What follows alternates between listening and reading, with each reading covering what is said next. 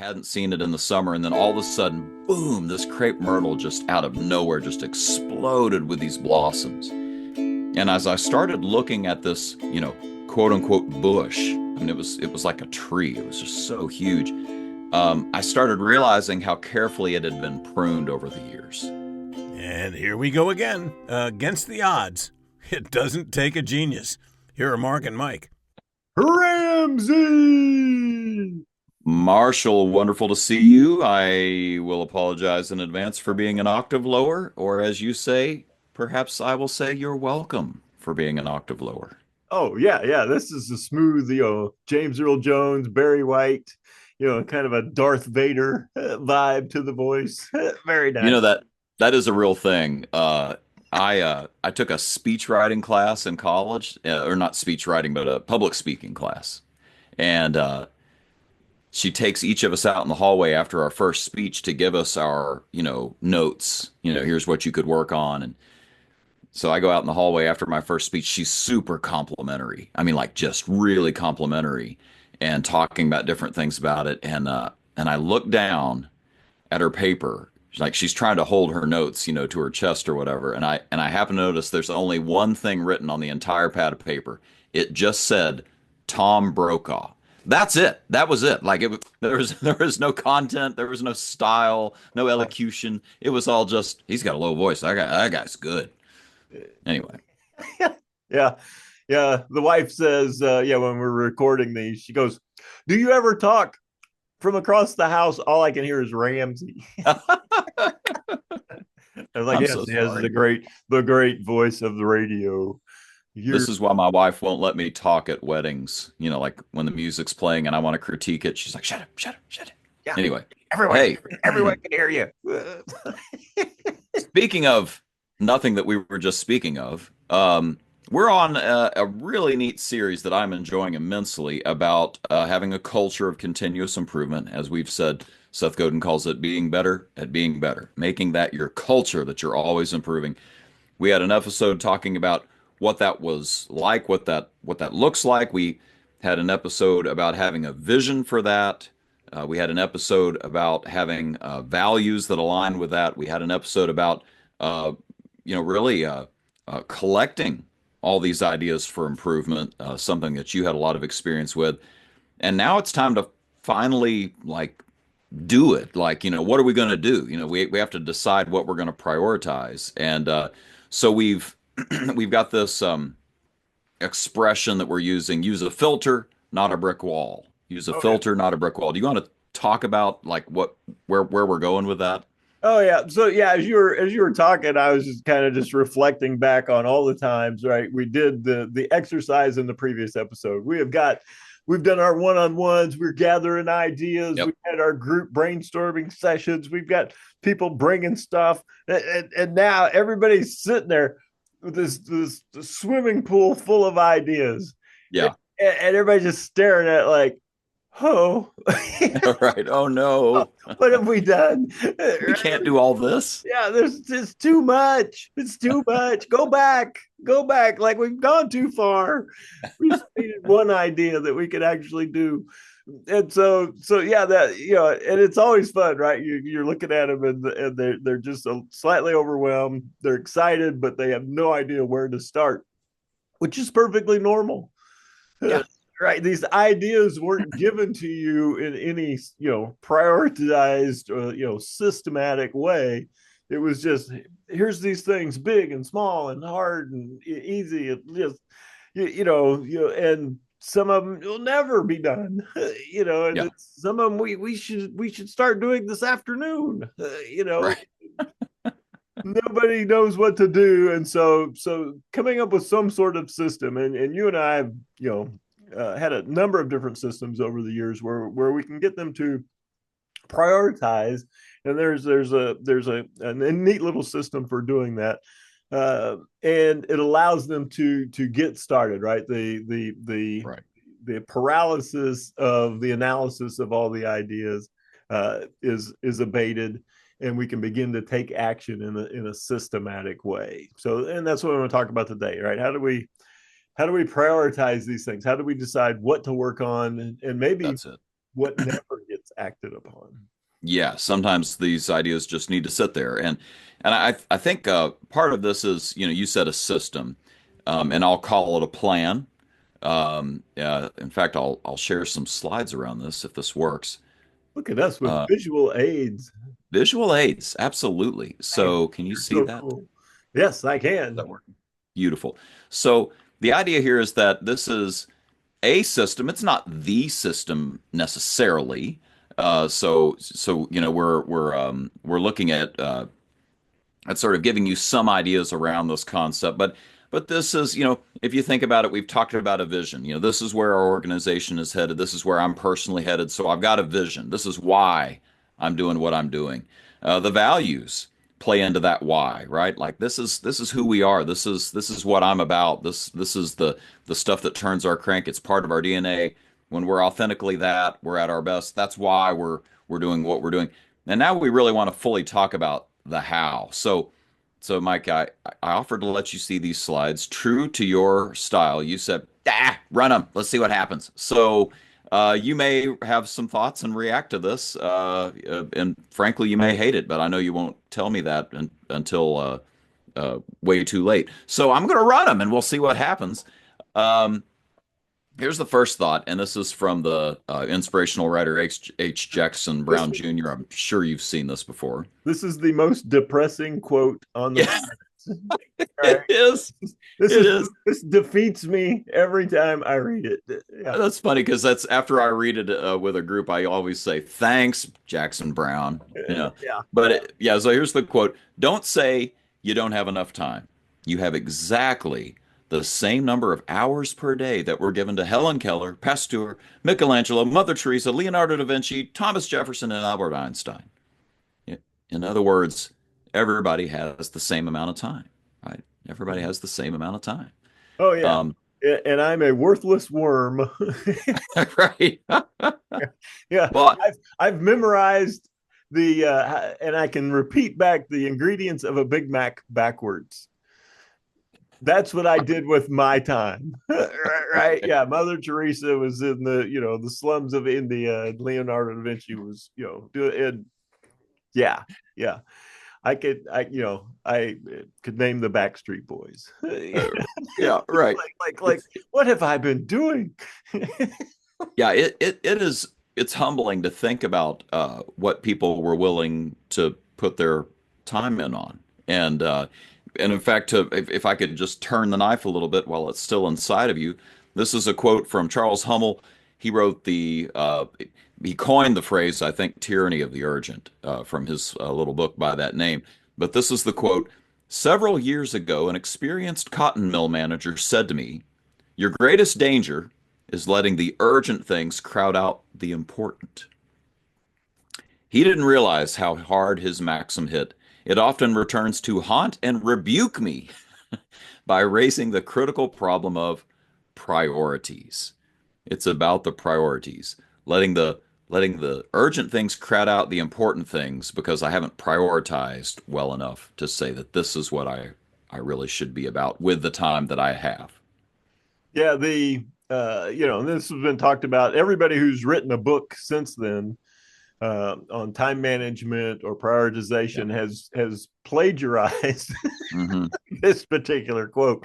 Yep. And the idea that the things that are, another way to say it, the things that are urgent are seldom important, and the important things are seldom urgent. You know, Mike, you're so good. It's like we do this a lot. I'll keep going so that we can get to that very quote you gave. Uh, the first thought is, first off, we need to just go ahead and acknowledge priority is not a plural word. Well, no, And I've and got here's I've got 17 priorities. exactly. Yeah, Well, and, what are you and you know talking what? about? There's something unique about you is that you were born after the Industrial Revolution was in full swing. And here's what I mean by that. Before the Industrial Revolution, the word was priority. It comes from the Latin priori, which means first. So there's a first and a second and a third. There can't be everything as first. In fact, here's an illustration of this in our world right now, and I like this cartoon so much I bought the rights to it. But it says so. So this is a cartoon of of a woman sitting at her desk. I'll just try to describe this for the folks listening. Her phone, of course, is going off. She has 99 plus notifications on her phone. She's in the middle of a chat, and she can't, bless her heart, she can't even wait for the people to reply to her chat for a notification. She gets a notification that they're typing a reply to her chat, so she has to even get that interruption. And then a guy comes up behind her with his phone and says, "Did you get my emoji reaction to your DM responding to my comment on the conversation thread on why we never seem to have time to get any work done?" That's that's reality in our modern world, right? We have all these things that are asking for our time, prioritizing themselves over our time.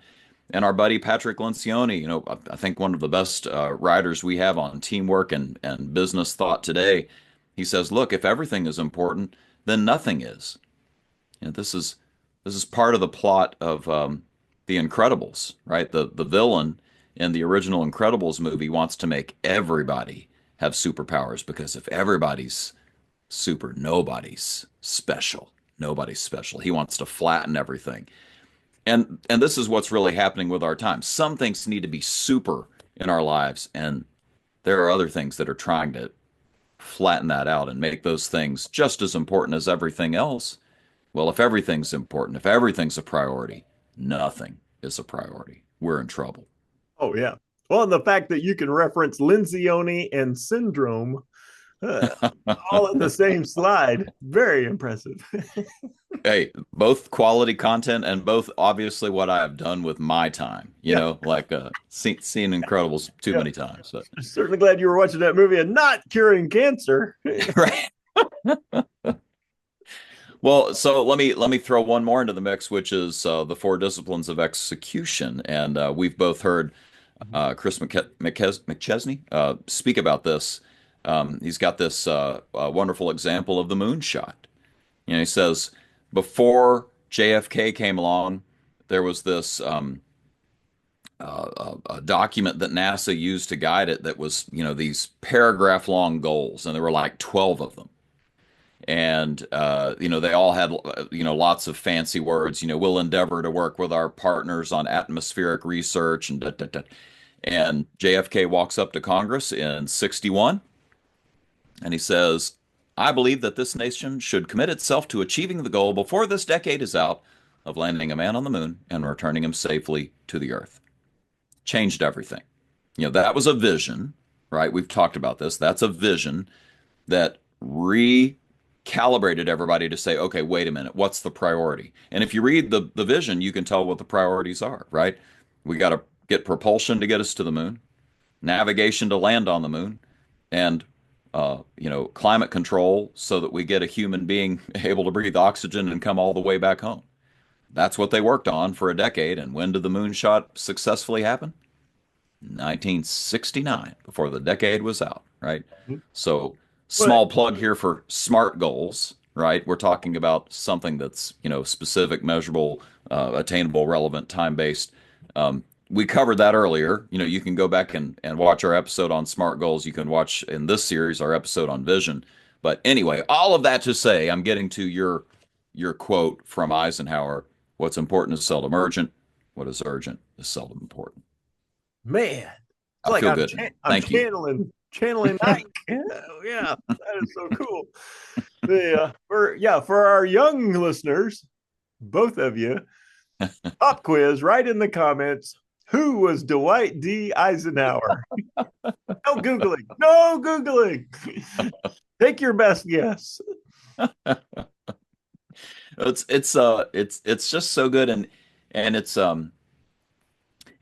just interesting how the same thought gets woven throughout time, right? With it, you can go all the way back to World War II, and we're having the same conversations that Hummel was having I believe he wrote the book in the 70s. But all through time, we keep coming back to this idea. And in fact, you introduced me to this. You didn't introduce me to the Eisenhower Matrix, which we have on the screen here. But I love your examples here on the slide that you provided me of what exactly this matrix is. So do you want to walk people through sort of the idea of the quadrants? Yeah, the Eisenhower Matrix made even more famous when Stephen Covey re Yep. reconfigured it and basically rebranded it and made it famous in the book Seven Habits of Highly Effective People. And Yeah. so, with all good with all good business books, you have to have a matrix, a 2 by 2 matrix. It's required, and so this one is no different. So you've got you imagine, yeah, four squares. The upper left-hand corner is the box important and urgent. So it's important, it's got to be done, and it's pressing, it's urgent, right? And we call this the firefighting quadrant. And this is the angry customer in the showroom, the crisis, the pressing problem, the fire that just broke out in the trash can. Yep. These things are, they cannot be put off, and they are somewhat important, Yep. in that moment. And so, the term firefighting sums it up pretty well. Right, Yep. I've got to deal with this now. It can't wait. And if I don't deal with it right now, it has the potential to cause even more problems. Right. Right. Quadrant two is the quadrant that Eisenhower was talking about. It's the important and not urgent. And when you first tell somebody, you tell a group about this, they always look at you and go, "Well, how could something be so important and not urgent?" And it's like, Yeah. well, everything that is going to, make help you be better at being better is in quadrant two. Prevention activities, coaching, training, relationship building, strategizing, planning, saving, exercising. All this stuff is I'm going to do something now that will benefit future me. And Yeah. future me is going to benefit from this. I may not see an immediate reward to this. And the idea that it's not urgent, right? So these Yeah. things are super important. Is I got to coach, I got to strategize, I got to plan, I got to do these things. I got to meet with my people. But it doesn't matter if I do it on Monday or Tuesday. Doesn't Yeah. matter if I exercise before work or after work. It doesn't matter, if I do these things. I just have to do them consistently in a general time frame. And so you can now already see if something doesn't have to happen right now, the stuff that does have to happen right now can just push the important stuff further and further down.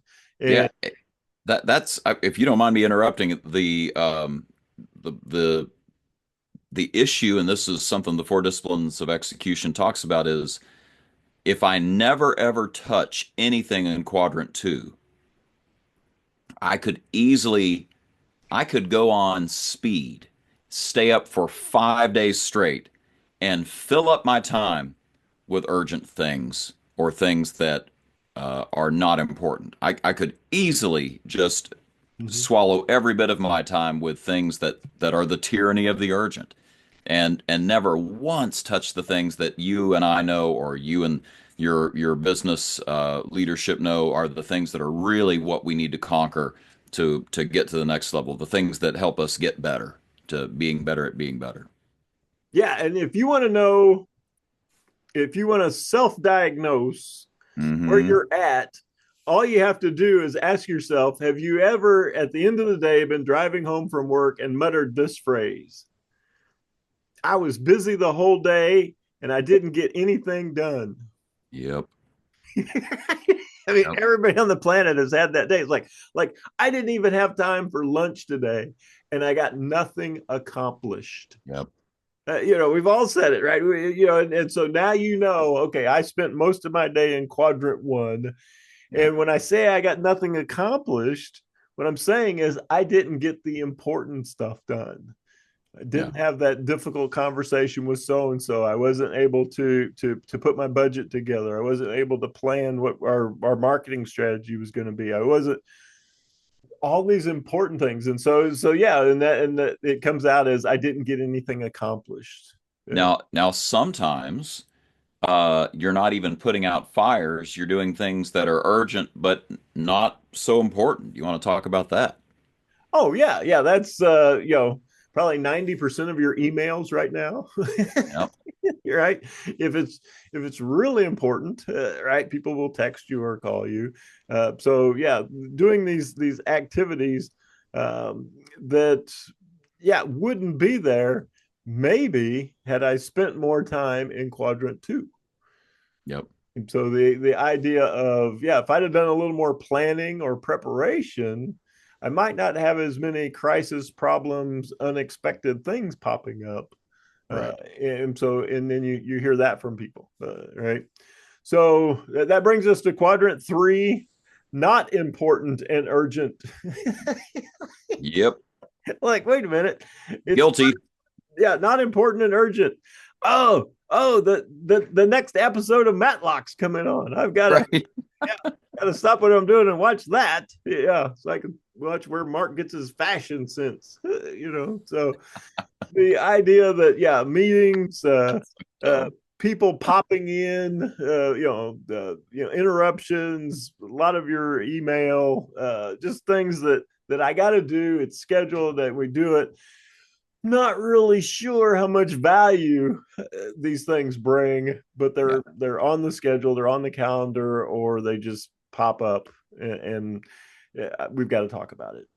And there's one example that I will highlight specifically, which is people will say, "Well, I needed to take a break." It's not a quadrant four activity because I did need to surf for dank memes, for instance, or check my social media feed because I just need a little break every now and then. Okay, fine, no problem. That's not a quadrant four activity. Maybe that's a uh, well, maybe I guess we could call it a um, I mean, I guess quadrant two, I guess. Mhm. Low level quadrant two to take regular breaks. Okay, fair enough. Uh, if you're going to say that, I'm going to challenge you to keep an inventory of your time for about a week. Track what you're doing. I would say 15-minute increments. Mhm. How much of your break became not a break but an extended session? Were you doom scrolling, as they say? And that's where we're, when you're serious about what's important, if you already know what that is, you'll know what your quadrant two activities are, and you'll try to schedule those activities. Mhm. Yep. So anyway, um, go ahead. No, you're spot on, and yeah, there's nothing wrong with taking a break. But yeah, is it getting out of hand? Is it too Right, much? And right. so yeah, the opportunity. Yeah, if I'm working on a quadrant two activity and it requires a tremendous amount of focus and brain power, and I find that regular breaks doing something in quadrant three actually helps me focus when I go back to it. That's good planning. Right, no problem. Yeah, no problem. The other issue that comes up is just okay, but everything really does seem important. Everything really does seem to be a priority, or at least these five things. We got five really big things. And so the argument here is pruning. I've got a picture, a photo on our screen of a beautiful crepe myrtle in the first house I bought back when you and I first met, Mike. I just bought this house and I hadn't seen it in the summer. And then all of a sudden, boom, this crepe myrtle just out of nowhere just exploded with these blossoms. And as I started looking at this, quote unquote bush, I mean, it was like a tree. It was just so huge. I started realizing how carefully it had been pruned over the years. Mm-hmm. And the secret with pruning, of course, take off dead branches, right? They're in the way, they're no value add. Sickly branches, take off sickly branches. It's sucking away resources from the main trunk that you don't want to suck away. But the real challenge with pruning is sometimes the good branches need to go. Sometimes you take off a good branch so that a better branch can really thrive and get the resources of the plant going toward it and making their blossoms just that much bigger and greater. Mm-hmm. That's what you're really doing when you're putting things into a matrix and prioritizing what's truly important for us to accomplish what we're trying to accomplish. What will get us to that vision that we're painting for ourselves. And this is over and over again. If you read the Steve Jobs biography that he authorized before his death, it's a fascinating look into his head. A lot of stuff there that is very unpleasant, frankly, of how he treated people. But I'll tell you one thing: is he was razor sharp on his vision and was able to say, he was more proud of what they said no to and left on their research bench than what they said yes to, or he was as proud. And so we got to quote, deciding what not to do is as important as deciding what to do. He had $1 million idea sitting there on the bench, and they said, nope, kill it, because we've got this other thing that we think is going to change everything, the iPhone and the iMac. And, we could we could go through the list of the things that they put out that were just, stunning changes, way more important ultimately.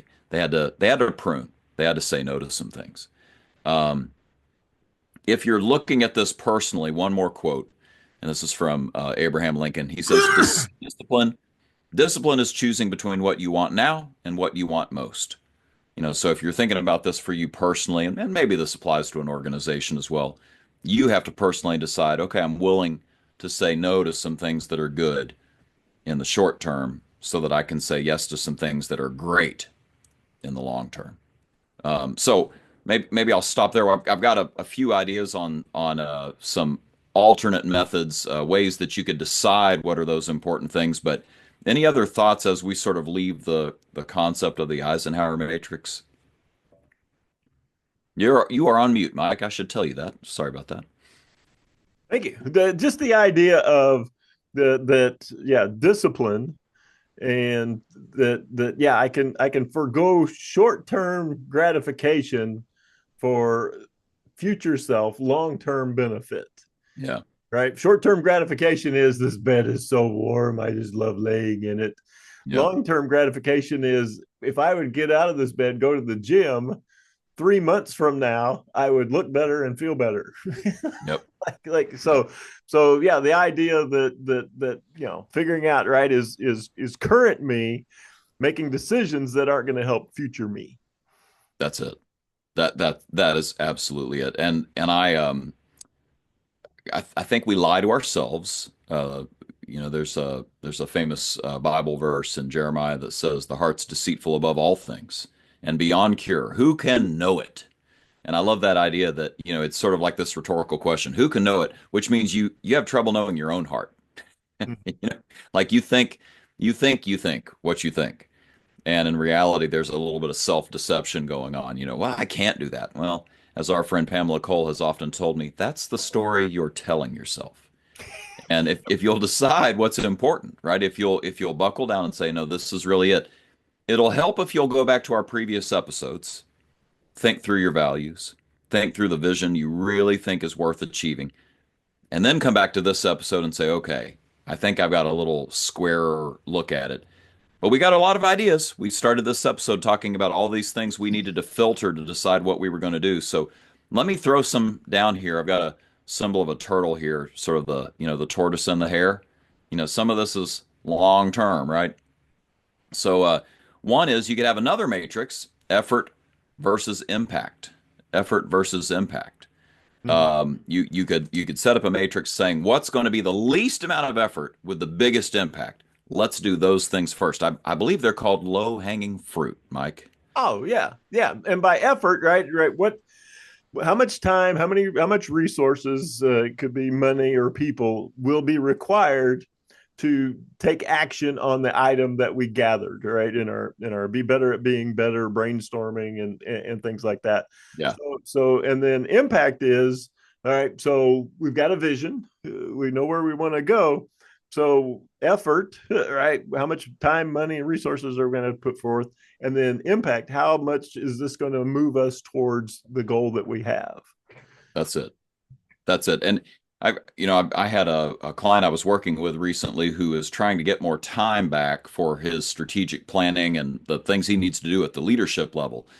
And so, this is sort of like the four disciplines of execution talks about the strategic bet. I'm making a bet that this is the thing that will have the biggest impact on getting me my time back. What should his staff be doing? That's the question. So effort versus impact is one tool.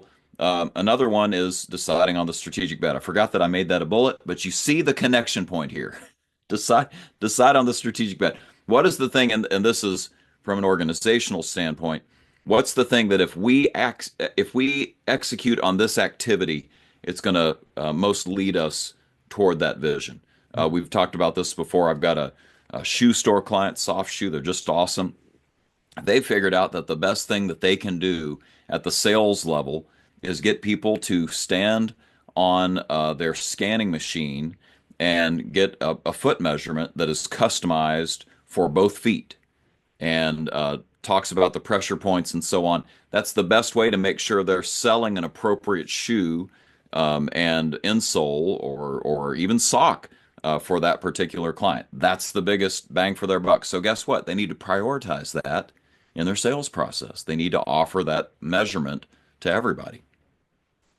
Why don't I keep moving here?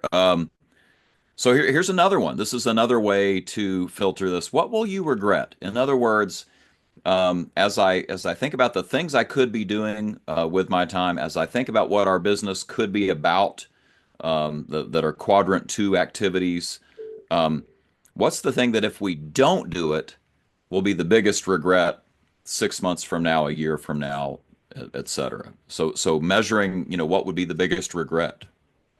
Yeah, the idea that your future self is going to be really disappointed that 3 months Yeah. ago I didn't start working on X. And Yes. so yeah, that is regret, right? I look at the time that passed since I thought of doing something and didn't act upon it. Yeah, that's really it is what's the cost of inaction here if I Mhm. don't take action on this?